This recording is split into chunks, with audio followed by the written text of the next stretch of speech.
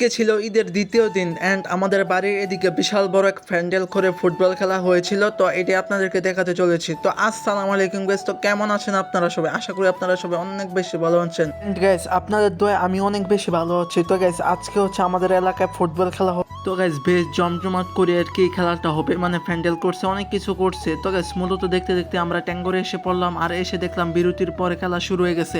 তো আমি আর কি তর সইতে পারলাম না, তো দিলাম একটা দৌড়। তো এই দৌড়ে একদম প্যান্ডেলের কাছে পৌঁছে গেলাম। আর গাইস, এখন আমি সামনে থেকে দেখতেছি মানে খেলাটা অনেক সুন্দর হইতেছিল, মানে বড় ভাইরা কিভাবে আর কি বলটা কাটাইতেছিল, এটা দেখে আমার অনেক সুন্দর একটা দৃশ্য হলো। তো গাইস, আপনারা দেখুন খেলাটা দেখতে কত মানুষ এখানে জমে আছে, মানে কত কত মানুষ এখানে আসছে খেলাটা দেখতে। আর মূলত খেলাটা অনেক জমজমাট ছিল।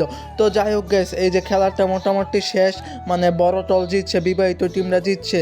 তো গাইস, এই জিতার উপলক্ষে তারা বিরিয়ানি পাক টাক করবে। তো আমি এখন বাসায় চলে যাবো। আপনারা যদি আমার চ্যানেল থেকে দেখতেছেন অবশ্যই একটা সাবস্ক্রাইব করে